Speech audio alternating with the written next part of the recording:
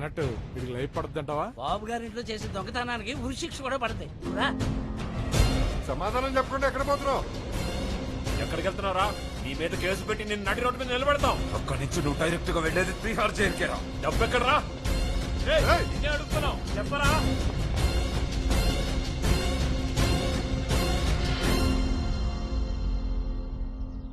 మీరన్నట్టు నేను మ్యాజిక్ చేస్తా, కావాలంటే ఇప్పుడే చూపిస్తా.